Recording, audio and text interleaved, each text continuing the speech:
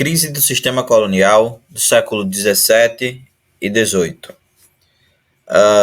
Na última aula, nós tratamos dos movimentos nativistas, ou seja, aqueles movimentos que não tinham interesse em findar o pacto colonial, em se separar de Portugal, mas que na verdade estavam atendendo a necessidades particulares, necessidades que diziam respeito aos poderes locais. Então hoje nós vamos pensar os movimentos separatistas, ou seja, exatamente o inverso. Eram aqueles movimentos que desejavam romper com o pacto colonial e estabelecer uma república independente no Brasil.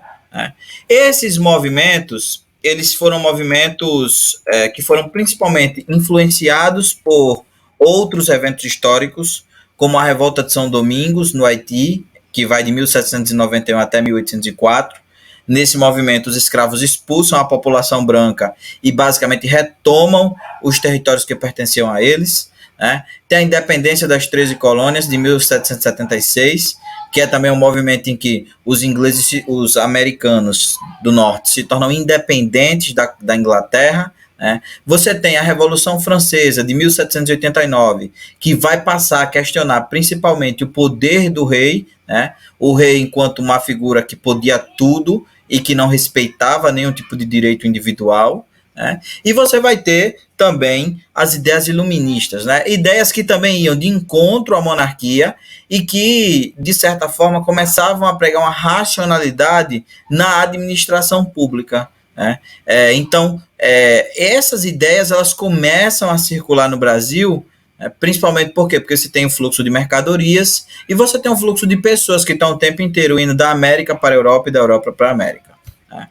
Os dois principais movimentos separatistas no Brasil são a Inconfidência Mineira, de 1789, que aconteceu em Minas Gerais, e a Conjuração Baiana, de 1798 a 1799, que aconteceu na Bahia. E agora a gente vai trabalhar um pouco cada um desses movimentos para a gente também tentar compreender como é que eles se dão em escalas diferentes, com sujeitos diferentes e com objetivos que, apesar de similares, também estavam ligados à realidade local do lugar em que eles viviam. Então, o primeiro movimento é a Inconfidência Mineira. Inconfidência Mineira, que tem como seus antecedentes, principalmente, a cobrança de dois impostos, a cobrança do quinto e da derrama. Nós falamos um pouco disso na aula passada, quando falamos de uma das revoltas nativistas que também se opunham a essa questão do imposto. Então, o que era o quinto? Era a cobrança justamente da quinta parte de todo o ouro recolhido. Esse ouro devia ser levado para uma casa de fundição. Lá ele seria derretido, fundido em barra, e a quinta parte desse ouro seria retirado para o rei. E o que era a derrama? Já a derrama é um evento que funcionava assim: sempre que você tinha uma diminuição anual da quantidade de ouro que era enviada ao rei, o rei fazia com que os mineiros, a partir de suas próprias economias, eles acabassem complementando a quantidade de ouro que a coroa esperava anualmente. Então vamos dizer que a coroa esperasse, 70 toneladas, mas só foram 60. Então os mineiros teriam que se organizar e conseguir essas 10 toneladas para mandar para a coroa portuguesa. Então, isso acabou gerando um certo desconforto, principalmente porque, eu coloquei aí para vocês um gráfico em que é possível ver o declínio, na verdade, a exploração do ouro durante todo o século XVIII. Se você reparar bem, o pico do ouro é entre 1740 e 1744, quando eles conseguem extrair 10 mil quilos de ouro. Mas se você começar a olhar, a linha de exploração na região das Minas, ela apenas declina depois de 1744. Então, a quantidade do ouro, naturalmente, até porque o ouro é um recurso natural, ele se extingue em um determinado momento, as reservas de ouro começam a diminuir. E com essa diminuição, você vai ter cada vez mais mineradores que não conseguem cumprir com a demanda que a coroa portuguesa esperava. E isso vai gerar esses eventos que são as derramas. E cada vez que ela acontece, você vai colocando fogo nesse barril de pólvora que era a mineração, que eram os mineradores que não concordavam com esse tipo de atitude da coroa portuguesa. Então, basicamente, vão ser esses os motivos iniciais que vão dar o pontapé para começar um movimento, a articulação de um movimento revolucionário, porque ele não aconteceu, né? Ele é um movimento que foi delatado, né? Falaram o que se pretendia, né? Mas quem eram os envolvidos, né?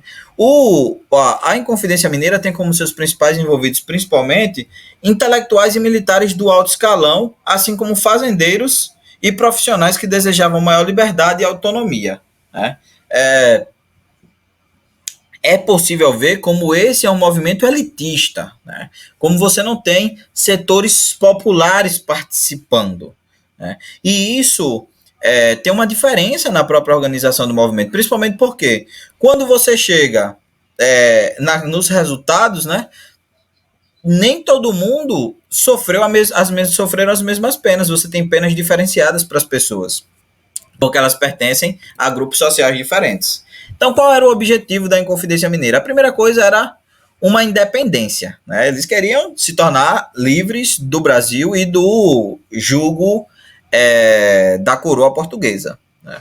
A segunda coisa era estabelecer um governo republicano, né? Um governo que se baseava na ideia do bem público, na ideia da participação popular, na participação das pessoas, né?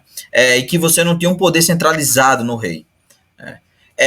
Para além disso, eles também queriam, e claro, isso tem a ver muito com a demanda local, que é a implantação de uma universidade em Vila Rica, justamente porque isso ia proporcionar às famílias, às elites da região das Minas, ascensão social através da educação, né? Então eles tinham isso em vista, né? E a segunda coisa é o desenvolvimento de produtos manufaturados, principalmente por quê? Porque os produtos que acabavam chegando na região das Minas eram produtos muito caros, né?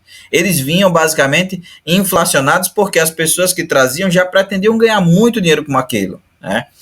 Uma vez que a colônia não podia produzir seus próprios produtos, eles tinham que comprar os produtos portugueses obrigatoriamente. Então, o que é que você tem como resultado? Já falei que a manifestação foi delatada, né? Então, eles não tiveram como realizá-la, mas os diversos manifestantes eles acabaram presos, outros foram degredados, né? O que é um degredado? É justamente o cara comete um crime e a punição dele é ser mandado para uma outra colônia portuguesa, né? Ou ser mandado de volta à Europa, né? E você vai ter uma única pessoa que vai ser punida de fato nesse movimento, né? Que é o Joaquim da Silva Silveira Xavier, conhecido também como Tiradentes, né? O Tiradentes ele acaba funcionando como um bode expiatório, né? Porque é ele que vai ter a missão de, através da morte que ele teve, educar todos aqueles que viam aquilo para eles entenderem o que era que acontecia quando alguém desafiava o poder da coroa portuguesa, né? Então perceba, o ato de matar o Tiradentes é por demais simbólico, mas ele também é um ato que demonstra essa diferença social, né? Principalmente porque ele era considerado um dos mais pobres do grupo, né? Então existe isso também, essa coisa da educação, da punição como forma de educação, né? E quando nós falamos da Conjuração Baiana, né? A Conjuração Baiana está ligada principalmente à transferência da capital da Bahia, né, para o Rio de Janeiro, né? E isso tem a ver com um processo que vai levar a uma estagnação econômica, né? Em que sentido? Imagine que o lugar por onde as mercadorias entravam e saíam do Brasil era a cidade da Bahia. De repente, a capital é retirada de lá. Então as coisas não começam a entrar e sair mais pela Bahia. Eles começam a entrar pelo Rio de Janeiro. E aí isso vai causar, inclusive, um aumento no preço dos alimentos e dos elementos manufaturados, ou seja, dos produtos que vinham da metrópole, né? Isso vai causar uma revolta local, né?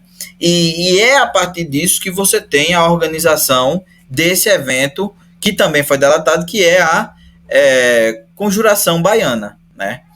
Os envolvidos nesse movimento são principalmente intelectuais, militares, escravos forros e artesãos, né? O que faz dessa revolta uma revolta de caráter popular, né? Enquanto você tem a Inconfidência Mineira marcada pelo elitismo, a Conjuração Baiana ela é marcada pelo elemento da participação popular.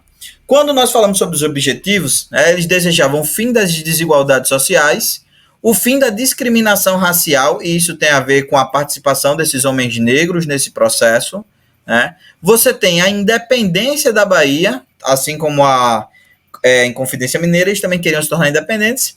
E você vai ter também, assim como a Inconfidência Mineira, a implantação do republicanismo, né? Como resultado, você vai ter os mais pobres, como sempre, sendo os que sofreram as piores penas, né? Eles acabaram sendo enforcados, né? E os que pertenciam a posições sociais melhores, eles vão acabar recebendo o que a gente chama de indulto real, ou seja, o perdão do rei, né? Então, novamente, a diferença de classes interfere na forma em que as penas elas são distribuídas entre os manifestantes, né?